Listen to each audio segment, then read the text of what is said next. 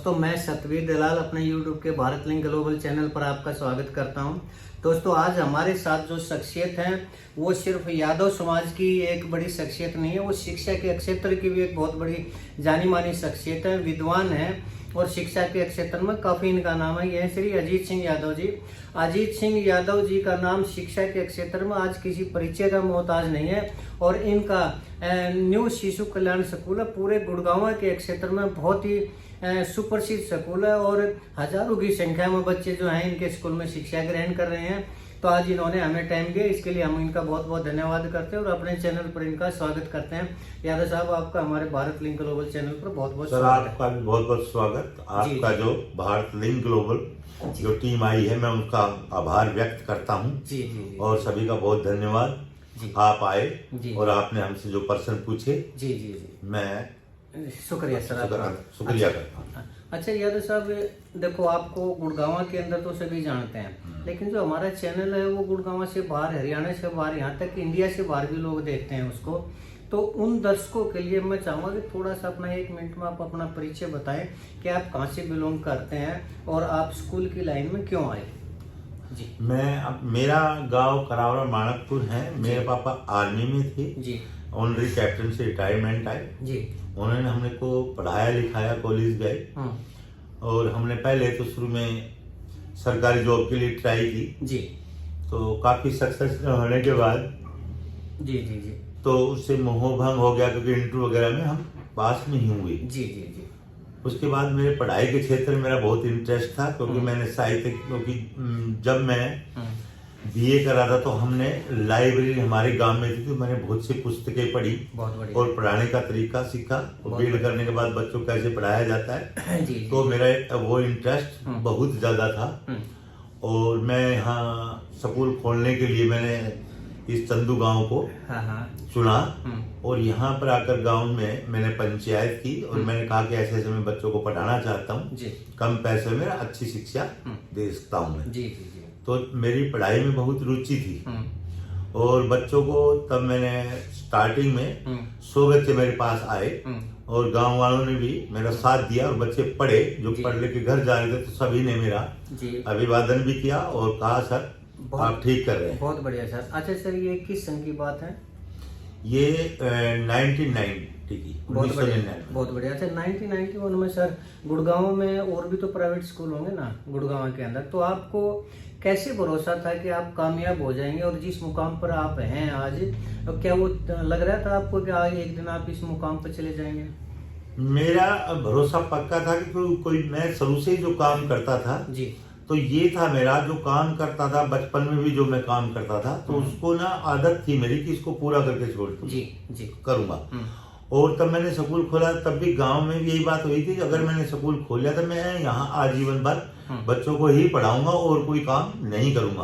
आज तक मैंने कोई दूसरा बिजनेस भी नहीं किया, हमेशा अपने स्कूल में ही आता हूँ और स्कूल के प्रति ही मैं पूरा वफादार रहता हूँ और बच्चों को अच्छी शिक्षा देने की कोशिश करता हूँ। अच्छे से अच्छे टीचर रख के हमारी तरफ से जो बच्चों को अच्छी से अच्छी शिक्षा प्रांगण के स्कूल की जो सुविधाएं होती है वो पूरा देने की कोशिश करते हैं और खेलों में भी ध्यान रखते हैं और बच्चों को साइंस जो लैब है वगैरह उनकी सब प्रैक्टिकल वगैरह अच्छी प्रकार से करवाते हैं और बाकी जो नैतिकता के आधार पर, मौलिक शिक्षा के आधार पर बच्चों को बहुत ज्यादा बताया जाता है और पढ़ने के बारे में भी अपने बड़ों से और अध्यापकों का बेइज्जत कैसे करें और समाज में हम कैसे रहें, यानी नैतिक शिक्षा पर भी जोर है आपका। बहुत बढ़िया सर। आपके स्कूल की उपलब्धि क्या है सर?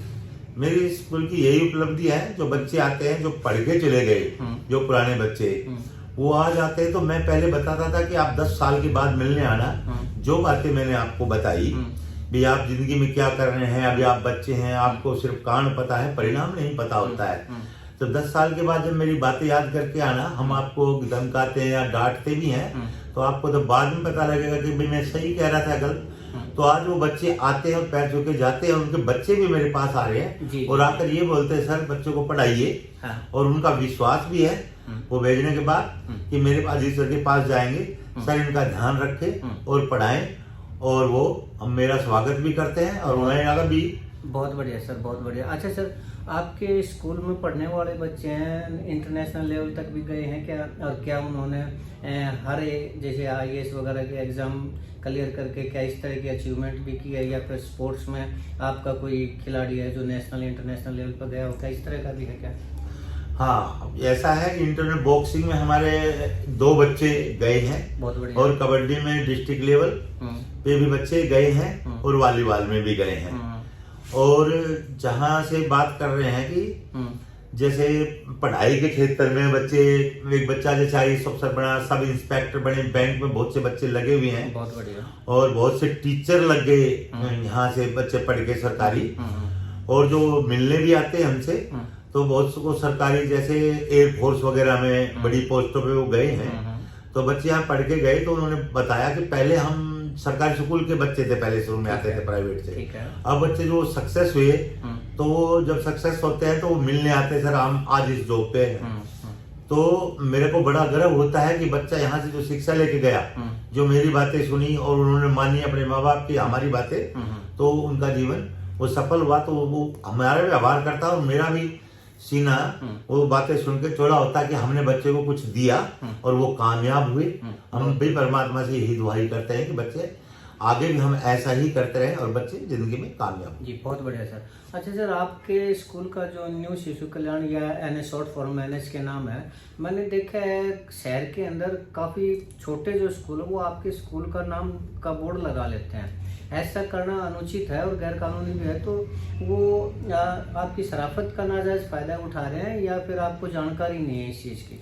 नहीं, बहुत से ऐसे हैं कि जैसे शराफत का मेरा कोई ऑब्जेक्शन वैसे होता नहीं किसी पे।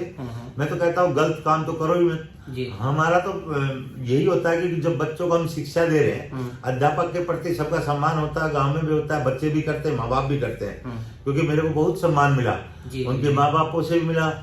तो मेरा एक समाज में यही जाता है कि कोई गलतियां करता है तो मैं कहता सबको हूँ।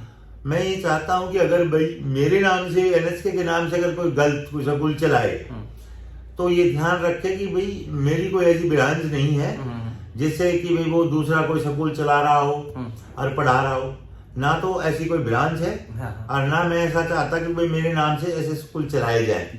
फिर चला रहा है तो वो स्वयं जिम्मेदार होगा, वो खुद भुगतेगा। बहुत बढ़िया सर। अच्छा, कई मैं दिक्कत महसूस कर रहा हूँ, जैसे सर आजकल जो सरकार है ना, वो भी सरकारी स्कूलों में कम सुविधाएं दे रही हैं, बाथरूम नहीं है, लाइट नहीं है, काफ़ी कुछ समस्याएं हैं। मतलब ये चाहती है, मेरे हिसाब से तो ये लग रहा है कि सरकार ये चाह रही है कि सरकारी स्कूल बंद ही हो जाए एक तरह से। तो इस तरह का जो है सरकार का जो नजरिया, क्या प्राइवेट स्कूलों के लिए लाभदायक है या उससे कोई फायदा नहीं हो पा रहा है?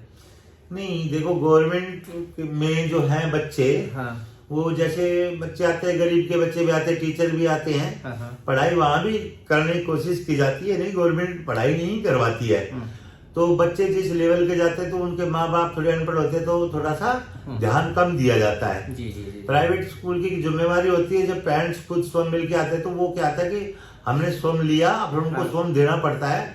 अगर हम कोई गलतियां करते हैं तो गवर्नमेंट भी हम पर ध्यान रखती है, और जब DO ऑफिस से हो, सरकारी विभाग हो, तो वो भी हमें बार बार हिदायत देता है कि बच्चों की तरफ ध्यान देना है। ये क्योंकि कमाई का क्षेत्र नहीं है, एक समाज सेवा है, और उसी लेवल पे उतनी फीस लेकर के जो यहाँ के मीडियम लोअर के लोग हैं उन बच्चे पढ़ते हैं, और ताकि वो आगे जाके कम पैसों में आगे जाके पढ़े और अच्छी तरह शिक्षित हो। और वहाँ यहाँ का जो डिसिप्लिन है प्राइवेट स्कूल का, इन सब चीजों का हम सब ध्यान रखते हैं। टॉयलेट, बाथरूम वगैरह, साफ सफाई, पानी, स्वस्थ पानी, और कमरे की व्यवस्था सही, लाइट वगैरह की व्यवस्था सही, हवा पानी जो भी सभी बच्चों को सब सुविधा देने की हम पूरी कोशिश करते हैं कि बच्चे को बहुत पैसा बहुत बढ़िया सर, बहुत। लेकिन सर प्राइवेट स्कूलों में मैंने एक प्रॉब्लम देखी, जो पेरेंट्स है ना, वो शुरू में ये कहते हैं सर हम अगले महीने फीस दे देंगे, सर अब की बार नहीं हो पाया अगले महीने फीस देते हैं, और इस तरह से वो लगभग साल की 2 साल की फीस इकट्ठी कर लेते हैं, और फिर उनकी कैपेसिटी से बाहर की बात हो जाती है, और फिर वो फीस देने से मना कर देते हैं, दूसरे स्कूलों में ले जाते हैं, हाथ पैर जोड़ कर सर्टिफिकेट ले जाते हैं। तो एक तरह से मुझे लगता है कि प्राइवेट स्कूलों को ब्लैकमेल किया जा रहा है अभिभावकों द्वारा। तो ये कितना उचित है, कितना अनुचित है, और इसको रोकने के लिए आप क्या कहेंगे? मैं यही चाहूंगा कि जो बच्चे हमारे स्कूल में पढ़ते हैं और दूसरे प्राइवेट स्कूलों में पढ़ते हैं, बहुत से बच्चे पेरेंट्स आ जाते हैं लोकल में। हाँ। तो हमारे जो ग्रामीण वासी हैं, गांव में एक आदत सी होती है कि भाई बाद में देंगे, पहले देंगे, खा के मरेंगे नहीं, देख के चले जाएंगे, सर आपके ही बच्चे हैं। तो ये क्या होता है कि लोकल में हमारे थोड़ा सा पहले से ही रुझान होता है कि इस तरह की उधार करना, दुकानों पे उधार करना इधर उधर की, उनके पास पैसे होते हैं। तो वो क्या होता है कि धीरे धीरे सर हम बीमार हो गए थे घर में, ये परेशानियां हो रही थी। कुछ को तो परेशानियां होती है, लेकिन क्या होता है कि पड़ोस को पता लग जाता है, एक दूसरे से गांव के जुड़े होते हैं, तो उनको ये लगता है कि उसने नहीं दी तो इसे हम भी नहीं देंगे तो हमारे बच्चे का कुछ नहीं होगा। क्योंकि मेरा ये सिद्धांत रहा था पहले, चलो कोई बात नहीं, कोई गरीब आदमी है वो पैसा नहीं दे पाया, चलो अपना सर्टिफिकेट ले जाएगा, आगे जाके पढ़ लेगा। बहुत से के पास पैसे भी होते हैं, सारी सुविधाएं होती हैं, लेकिन उनकी मानसिकता ये होती है कि भाई चलो जब उसकी माफ होगी तो क्यों ना मैं पैसे माफ करवा लूं और बच्चों को पढ़ा ले जाऊं। तो मैं यही कहना चाहूंगा कि ऐसे नहीं, ये भी एक बच्चे शिक्षा दे रहे हैं, बहुत से टीचर काम करते हैं, उन वर्करों को अगर टाइम पर टीचरों को तनख्वाह नहीं मिलेगी तो स्कूल में गलत संदेश जाएगा, बच्चों में जाएगा। मैं भी एक छोटा सा ही अध्यापक के ही समान हूँ, ये तो नहीं है कि मेरे पीछे बैठ में बहुत सारे पैसे हैं। तो मैं चाहूंगा कि मेरे को भी खाने कमाने में अपने बच्चों को पाल पोस सकूं, और जो टीचर पढ़ाने आ रहे हैं उनको भी टाइम पे जो सैलरी मिले और स्कूल को प्रॉपर ढंग से हम चला सकें। सभी अभिभावकों से मैं भी यही कहूंगा कि अपने टाइम बच्चों की फीस दीजिए, कोई प्रॉब्लम है तो हम उसकी समस्या का समाधान करें। बहुत बढ़िया सर।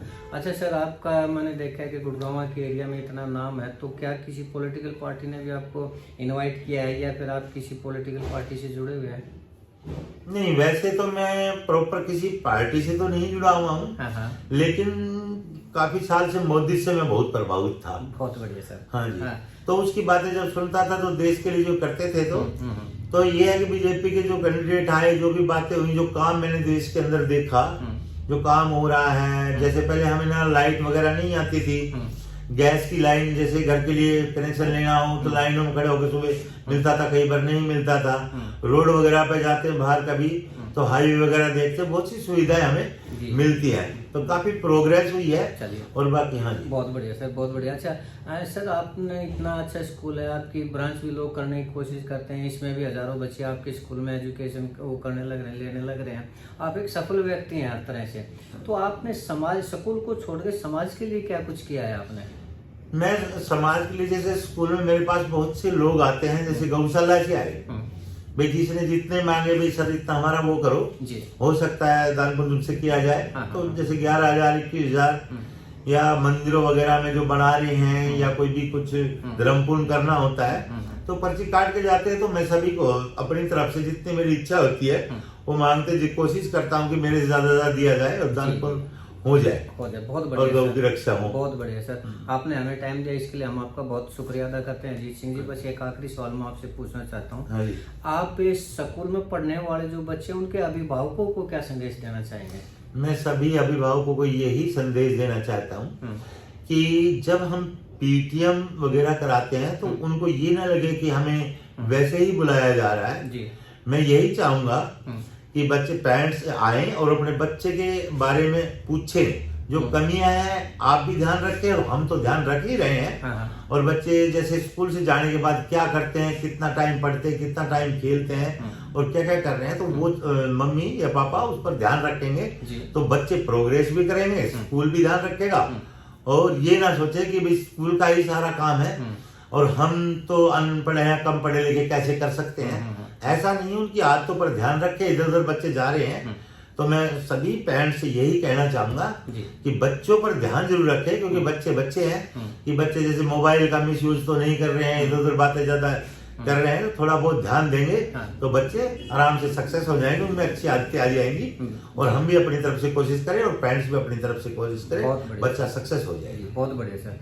तो दोस्तों, ये थे अजीत यादव जी। आपने अजीत यादव जी के विचारों को सुना और मैं इस बात से बिल्कुल सहमत हूँ कि जो अभिभावक अपने बच्चों की जिस स्कूल में वो शिक्षा ग्रहण कर रहे हैं, अपने भविष्य को का निर्माण करने का प्रयास कर रहे हैं, और जो अभिभावक उसी स्कूल की फीस नहीं देते, ये तो बहुत ही अनुचित है। और ये मैंने एक स्कूल में नहीं, सैकड़ों स्कूलों में ऐसा देखा है कि अभिभावक जो है पहले तो ये कह देते हैं कि 1 महीने बाद दे देंगे, 2 महीने बाद दे देंगे, और फिर उसके बाद उनकी कैपेसिटी से बाहर चली जाती है। तो सिर्फ एक चीज पूछना चाहता हूँ कि जिस स्कूल ने आपके बच्चे के भविष्य का निर्माण करने का प्रयत्न किया, आप उसके हक को ही मान हार जाएंगे, खा जाएंगे, तो आपका बच्चा जीवन में कामयाब कैसे होगा।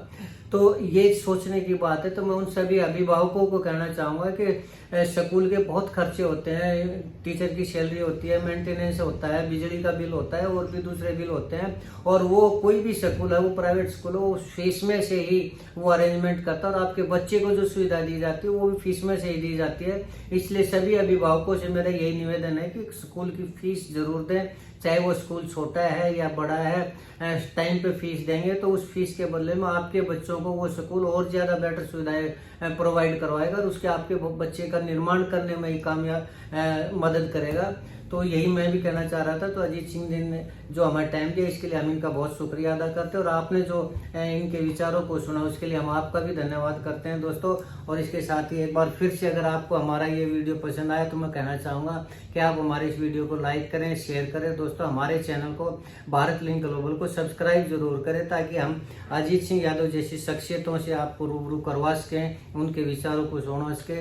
इसके साथ ही एक बार फिर से अजीत सिंह जी का भी और आपका भी बहुत बहुत धन्यवाद। मेरी तरफ से सबका जी जी जी सभी को धन्यवाद जो आप आए, आपकी भारत लिंक जी जो जी टीम यहाँ आई ग्लोबल, मैं वो सभी का बहुत बहुत धन्यवाद करता हूँ। आपने जो ये प्रश्न पूछे बड़े अच्छे हुए, ताकि पब्लिक भी और बच्चे भी अगर इसको देखे सभी लाइक करें और बताएं कि सही या गलत क्या है। अगर कुछ कमियां लगे तो उसको बताने की कोशिश करें, अच्छा लगे तो उसको लाइक। जी जी, इसके साथ ही धन्यवाद दोस्तों। नमस्कार, नमस्कार, जय हिंद, जय भारत।